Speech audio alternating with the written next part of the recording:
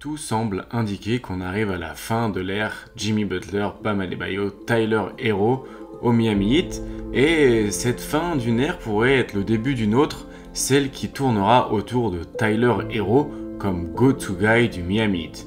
Mais un petit peu dans l'ombre de cette saison tourmentée, Tyler Herro a beaucoup progressé et ce serait intéressant de se poser la question, est-ce qu'il peut devenir l'homme à la tête de l'attaque du Miami Heat, celui qui conduit cette équipe vers de nouveaux sommets? Et en réalité, peut-être que oui. La vérité, c'est que de plus en plus, il joue par exemple des actions sur pick and roll où il est le créateur. Regardez sur cette action, il manipule déjà beaucoup le ballon, on a un double écran de Duncan Robinson et Kelly Ware, et juste ici, le petit jeu permet de friser la défense. En effet, cette petite feinte de passe, juste ici, va bloquer complètement Zubac qui s'attend à du coup que le ballon soit envoyé au cercle à la passe pour un alley-oop de Kelly Ware, et en fait non, il va finir au cercle main gauche. Et de plus en plus, il arrive à obtenir des bonnes situations. Ici, il obtient directement le switch et il peut ensuite obtenir tout simplement une ligne de drive sur sa main gauche. On va voir qu'il est de plus en plus patient en fait sur ces situations où il arrive à obtenir l'accès au cercle de la droite comme de la gauche. Son footwork a beaucoup progressé et ça s'est directement impacté sur les statistiques. Vous voyez, l'année dernière, il avait seulement 50% de réussite au cercle et quand même pas mal de zones de mi-distance utilisées, donc des zones pas très efficaces. Cette saison, explosion de la réussite au cercle, beaucoup moins de tirs dans les zones de mi-distance et plus de volume à 3 points. En fait, on a une métamorphose un petit peu du jeu de Tyler Herro qui s'est beaucoup plus rapproché du cercle et qui s'est éloigné du mi-distance. C'est un des rares joueurs à avoir diminué son volume de mi-distance par plus de 10% sur les joueurs avec pas mal d'utilisation et de responsabilités offensives. Et on va voir qu'en réalité, il n'a pas peur d'aller au cercle et d'être patient au moment de le faire. Et cette patience, ajoutée avec son très bon toucher, lui permet d'avoir des bonnes réussites au cercle et d'obtenir de plus en plus de lancers francs. J'ai parlé de son très bon toucher et justement c'est une bonne chose pour attaquer par exemple ici le drop de Karl Anthony Towns qui est juste ici, qui arrive un peu tard en défense, et en fait le toucher de Tyler Herro lui permet de trouver des angles de lay-up qui sont très intéressants. Ici il vient toucher presque le sommet du plexi, donc tout simplement un bon angle de tir qui peut être utile dans beaucoup de situations.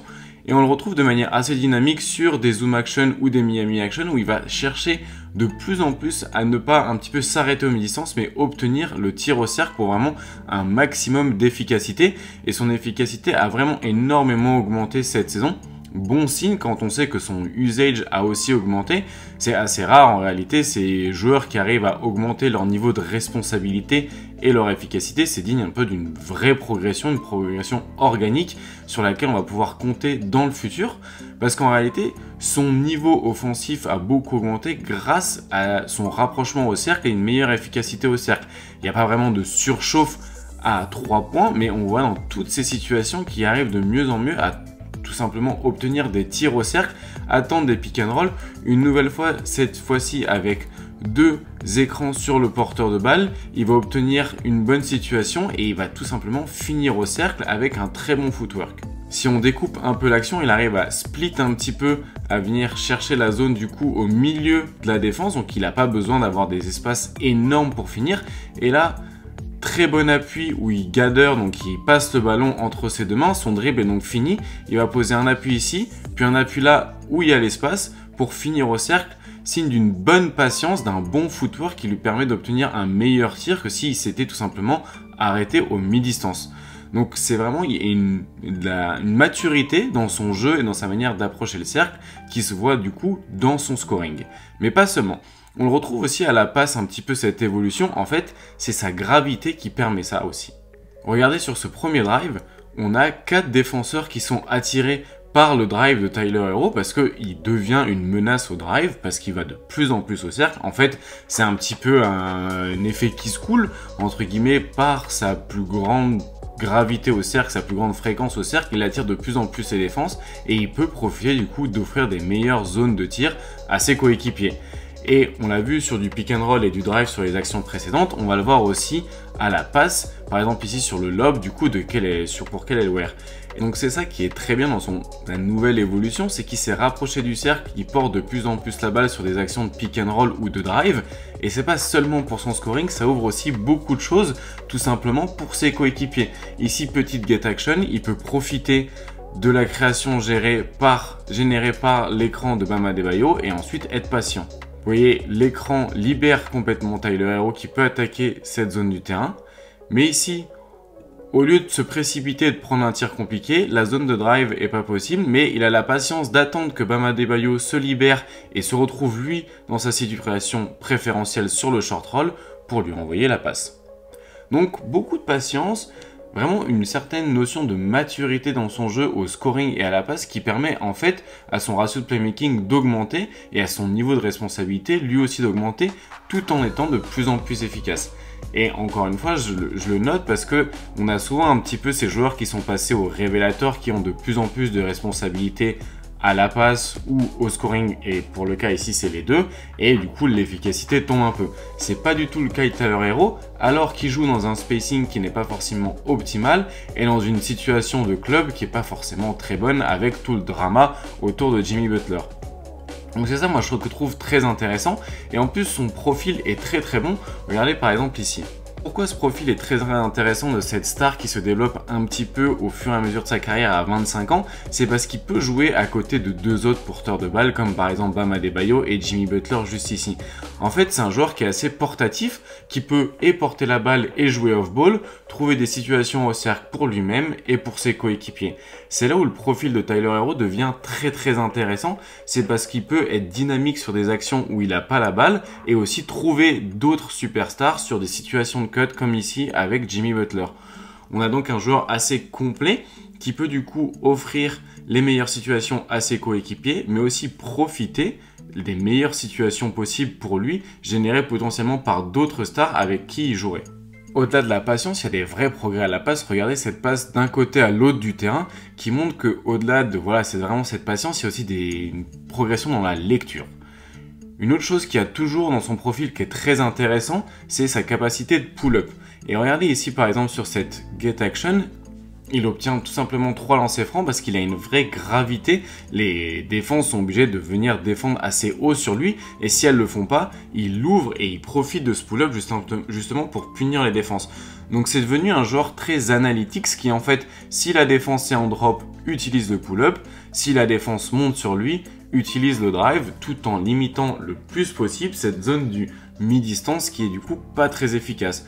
Et il n'hésite pas à justement enchaîner des zoom action. Si il est bloqué, il va utiliser même des get action avec Bam Adebayo par exemple pour réutiliser l'écran, et il n'hésite pas à pull-up sur Rudy Gobert par exemple juste ici. Donc il y a vraiment une notion d'utiliser les tirs les plus rentables de la NBA, et une autre rentabilité qu'il est en train de développer, c'est celle autour du catch and shoot. Il est passé de 4 à 5 catch and shoot par match, et en fait son jeu off-ball s'est énormément développé au fur et à mesure de cette saison aussi. En fait, en interview, je sais plus si c'est lui directement qui l'a dit ou si c'est Paul Strass qu'on a parlé, mais il essaye de calquer son jeu le plus possible entre guillemets sur Stephen Curry, et c'est vrai que cette gravité off-ball à côté de Bam Adebayo est très intéressante. Là, il enchaîne par exemple des actions où il utilise 2 écrans. Là, par exemple, on pourrait avoir une sorte de feinte de zoom action où il viendrait profiter du premier écran pour récupérer la balle, mais ce qu'il va faire, c'est juste profiter de l'écran et couper au cercle, sauf que la défense est tellement menacée par son tir que le défenseur de Tyler Herro passe au-dessus de l'écran, et du coup, ça libère toute cette zone pour le drive. Et c'est là où Tyler Herro est devenu très intéressant, c'est s'il voit que la défense a peur en son tir, et ben il va plutôt privilégier le drive et éviter du coup d'avoir des tirs contestés sur du mi-distance. Il peut poser des écrans, ici c'est un pick and pop, il se retrouve tout simplement seul à 3 points après avoir posé l'écran. Donc on a donc un joueur qui a augmenté en fait son volume sur drive et qui va de plus en plus au cercle. On a un joueur qui envoie de plus en plus le ballon pour ses adversaires, qui sait bien bouger off-ball une fois qu'il a plus le ballon dans les mains, et du coup tout ça fait exploser son efficacité et rend l'équipe de Miami beaucoup plus dangereuse. Et ce profil est très intéressant encore une fois parce que c'est rare ces profils qui peuvent assumer un gros rôle, un gros volume de responsabilité tout en étant des menaces off-ball qui peuvent aussi profiter des espaces donnés par les autres. C'est pour ça qu'il était très intéressant à côté de Jimmy Butler. Et c'est aussi pour ça que ça va être un joueur intéressant pour le Heat à garder, pour construire dans le futur, parce que tu peux attirer une star en le mettant à côté de Tyler Herro, qui est un joueur qui va profiter à énormément de porteurs de balles. C'est un très bon joueur de catch and shoot, c'est un joueur qui est malin, qui pose des écrans, qui bouge off-ball, qui enchaîne les cuts, les repositions dans le corner, et qui peut en plus de ça avoir un jeu de passe intéressant pour une autre star aussi.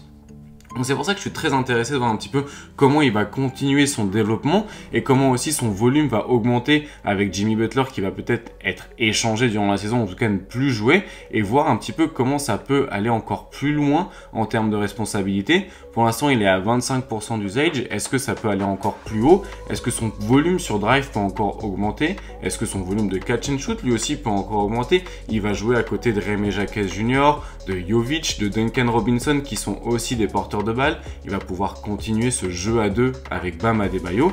Du coup, ça va être très intéressant de suivre cette saison du Heat autour de Tyler Herro. On a vu 2-3 exploits individuels comme cette fin de match contre les Detroit Pistons où il a enchaîné un petit peu les tirs héroïques justement avec des mouvements off-ball.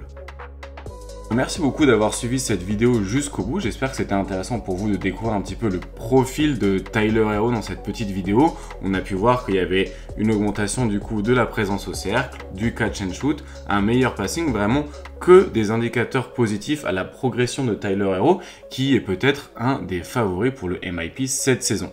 Je vous invite à vous abonner à la chaîne, à liker la vidéo et à la commenter si vous avez appris quelque chose, si vous avez trouvé ça intéressant. Et si vous avez des suggestions d'autres profils que vous voudrez qu'on étudie, n'hésitez pas à le demander en commentaire. Moi je vous dis bonne journée et à bientôt.